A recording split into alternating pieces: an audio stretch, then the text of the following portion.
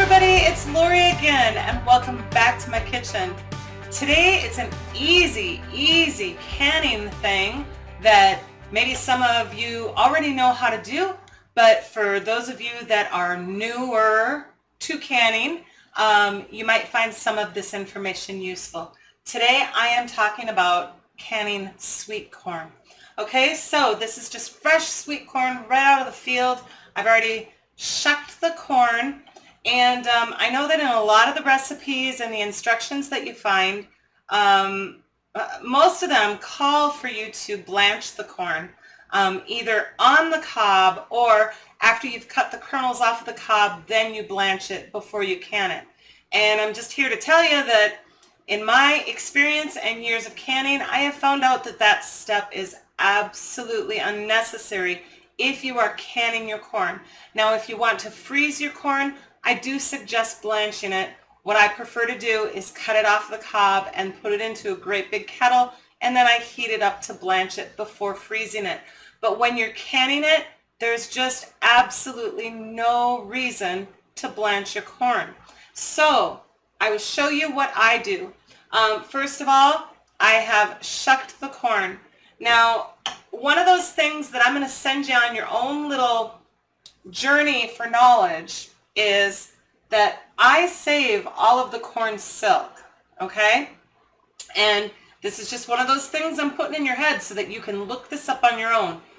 Corn silk has medicinal purposes, okay? So I save the corn silk. What I'm going to do is I'm going to lay this in my dehydrator on parchment paper lined trays, and I'm going to dehydrate this at approximately 110 or 115 for 6 to 8 hours, just 6 to 8. Sorry, I think that sounded like 68, and it wasn't. 6 to 8 hours until it's just really good and dry.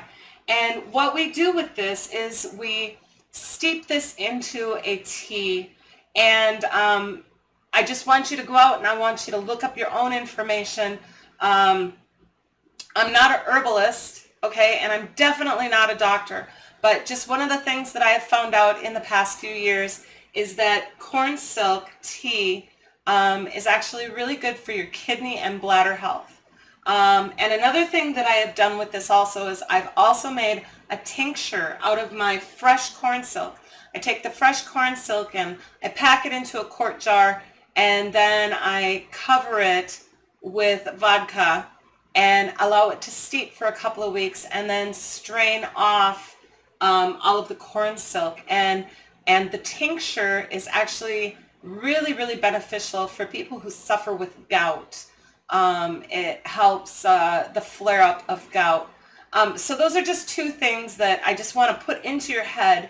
You know, we work really hard in our house for zero waste, and in that journey, I've just found a lot of uses for a lot of different things. And who would have thought that corn silk could be a medicinal, but it is. So I saved this, and I'm going to dehydrate all of this for tea for kidney and bladder health. But you look that up, because like I said, I'm not an herbalist, and so I don't want to direct you in how to use this. So go out there on the internet and look it up and research and come to your own conclusions and how you would like to use it in your own home.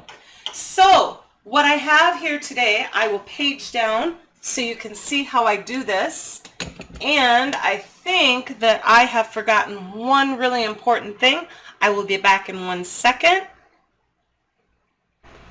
Okay, I rinsed off my knife and I forgot to bring it back with me. So what I have here today is I have my fresh shucked corn just right out of the field. This is not blanched at all. And then I have a great big pan. If you don't have one of these, I suggest you get one. I love this thing. Whenever I'm canning, it holds so much. When I'm making bread, this is a wonderful bowl for making bread. But anyway, that's not the subject. The subject is corn today. So I want to show you how I cut my corn from the cob. And I obviously have a bundt pan, and I've really learned that I love the bundt pan for cutting corn because this little center stem really holds your corn cob steady. If you cut your corn on like a cutting board. You know, there's juices and stuff created, and that corn cob kind of wants to kick out and slide out from underneath you. This really creates a very stable surface for that corn cob. So I'll show you how I do it. Now, I never put it the small pointy end, which would be the top of the ear of corn.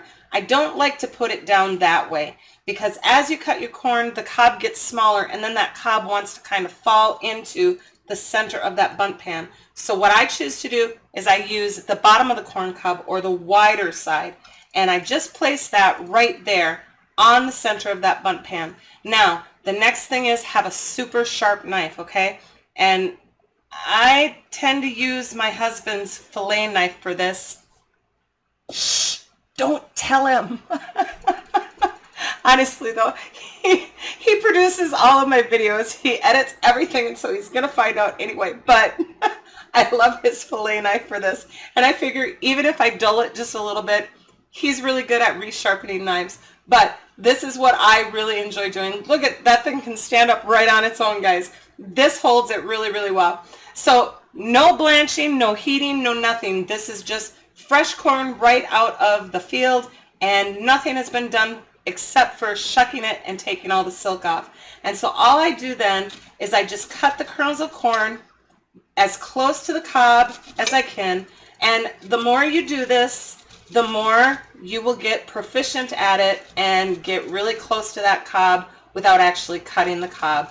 It takes a little bit of practice, I know, but you know, we all go through that. We've all got to learn. There's a learning curve on everything. And this is just how I always do my corn. It's quick, it's easy. I know it's old-fashioned, but it works for me. And then what I want to tell you is this corn cob is still useful also. What I'm going to do is I'm going to take about a 4 or 6 quart stock pan, and I save about a dozen of my corn cobs, because later I am going to make corn cob jelly out of these. So I save a few of those just for that project. And I'm going to go ahead and I'm just going to cut some more corn off. Don't need any fancy tools. Just a knife and a bundt pan, and look at how quick and easy that is. Got a little bit left there, and that goes in the pan. We're on to our next one.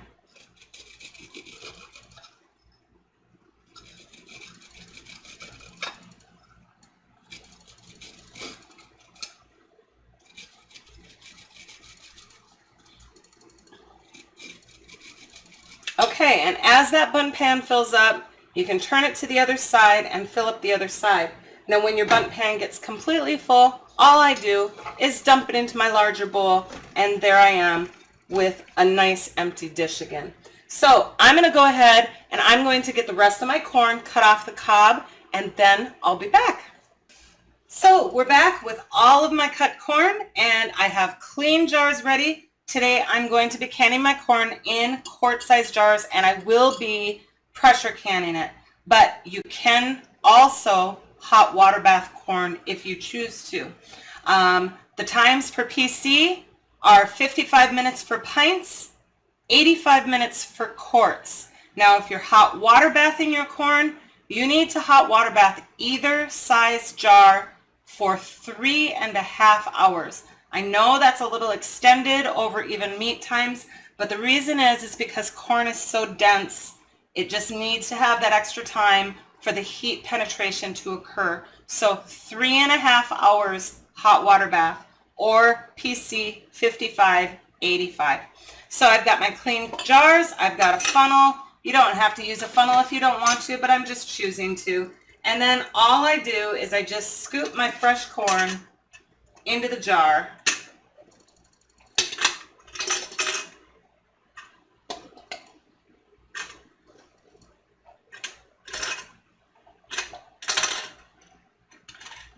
And what I'm going to do is I'm going to fill with corn to approximately 1.5 inches headspace, okay? So I'm kind of bringing it, I'm using regular mouth jars today.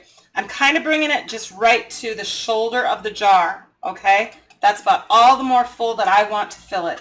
So 1.5 inches headspace with corn. Let's see, I'll page up just a little bit so you can see what I'm doing.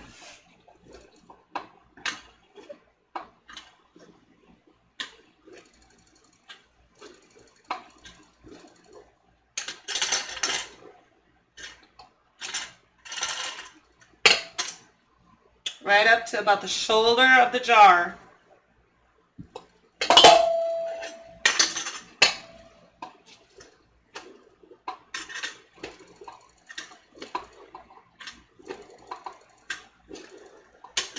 Oops.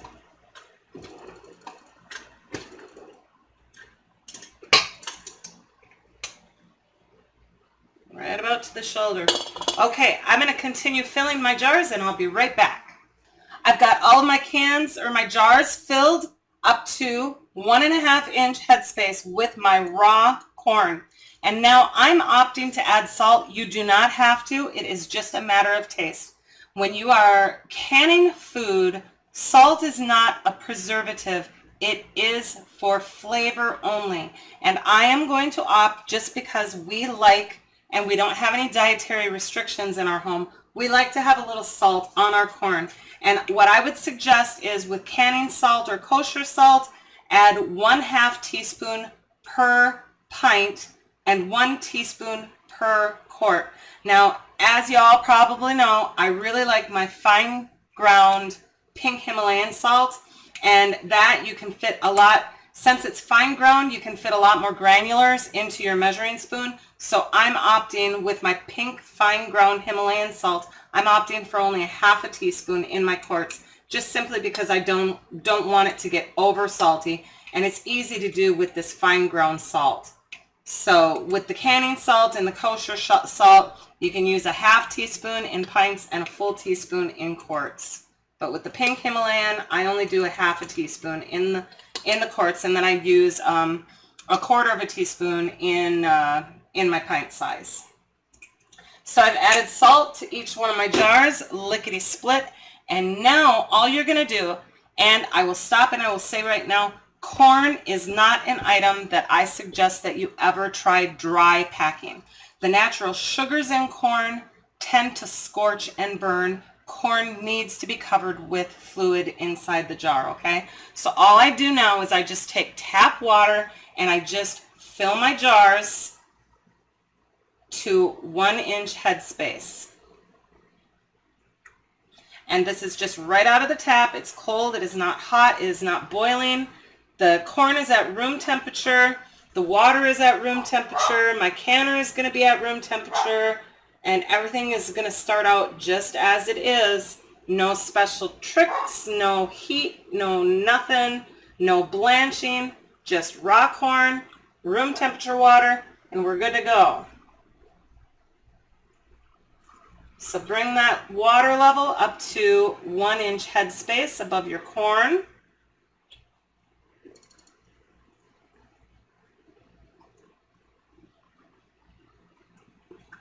Now your corn is going to absorb just a little bit of this fluid, okay, as it cooks.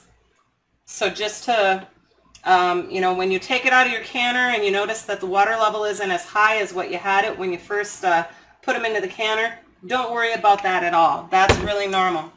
All right, so we're going to take a clean rag and we're just going to wipe the rims of those jars just to make sure no salt granulars or kernels of corn are on there. And then we are going to place our lids.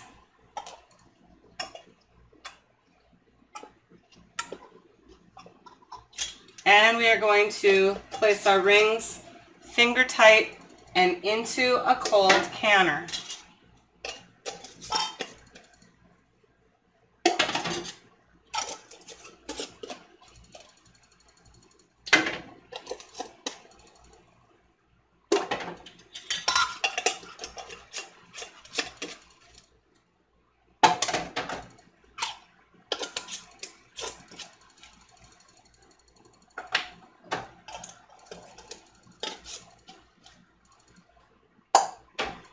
All right, and as normal, I have about 2 or 3 quarts of water inside of my canner, and I put I don't use vinegar in my canning water. I opt for cream of tartar in my canning water, just simply because it's a little bit more gentle on my rings. You can tell my rings are all still really nice and shiny. That's because I don't use vinegar in my canner. I only use cream of tartar in my canner.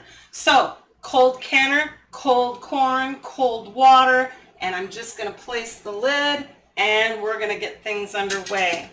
Now, since I'm doing quarts, I will be pressure canning this at my altitude's pressure. There's charts online that you can look. The pounds of pressure that you can at always depends on what altitude you live at. Now, I live just roughly around 1,000 feet, and so I do use 10 pounds of pressure, but that might be different for you. If you're over 1,000 feet, you need to can at a higher PSI, or pounds per square inch. So make sure that you always check that and get that information in your head before you start pressure canning, because your pressure might be different than even what's stated in recipes. A lot of recipes will say 10 PSI. Well, that really doesn't include people who live at 15, 18, 2,000, 3,000 feet. That doesn't include them. They need to be canning at closer to 15 pounds of pressure. But if you're 1,000 feet or below, you can can at 10 pounds of pressure, and that's what I'm going to do today. So 10 pounds of pressure for my corn for 85 minutes. So I'm just going to turn on the heat and get things cooking. All right, guys, so we're up to what I consider to be a full vent on our pressure canner. As you can see, my pressure valve lid lock button has popped up on its own. My emergency blow-off button in the back, that little black rubber plug in the back, that's popped up on its own. There's no steam escaping from that either. There's no steam escaping from the front. There's no steam underneath the rim. The only place steam is coming out from is on my weight pipe vent, okay? And that's what I consider to be a full vent. Now I'm going to vent for 10 minutes, and then I will place my weight and bring my canner up to my appropriate pressure for my altitude, and I will pressure can my corn for 85 minutes. Now in the meantime, I have all of those corn cobs that I saved that I'm going to make in a corn cob jelly. I have those on another burner. I have just simply covered my corn cobs with water, and I'm going to bring them to a simmer, and I'm just going to simmer them for approximately 30 minutes, just so that I get that good corn flavor cooked out of the corn cobs and into the water that I've covered them with.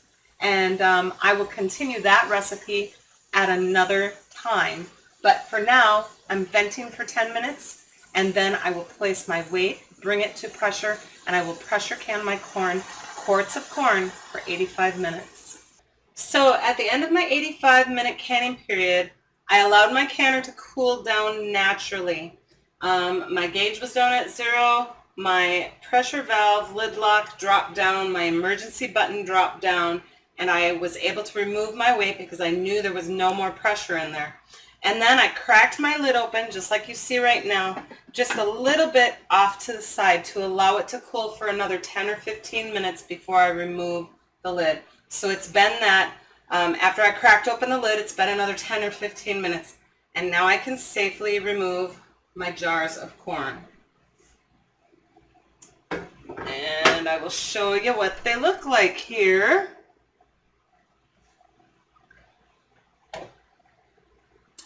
Absolutely beautiful. Look at that. That right there is a thing of beauty, guys. Gorgeous, gorgeous. Alrighty, so I have them all removed from the canner, and now I'm just going to allow my jars to cool off. I'm not going to touch anything. Just allow my jars to cool off.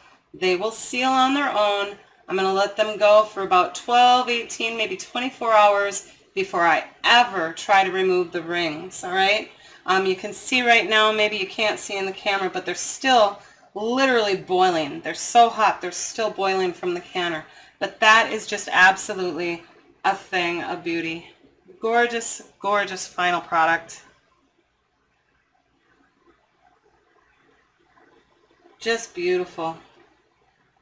So I'm just going to allow them to cool and seal, and that is pretty much it. Like I said, corn is just one of those super simple. Now my camera's doing that funky thing again. Sometimes when I go from light to dark, it likes to do this. There, that's better. Corn is just one of those super simple things. It doesn't take a whole lot of effort to get a whole lot of goodness out of it. So I hope that my tips today were helpful to you. Thank you for joining me again today, and happy canning, everybody.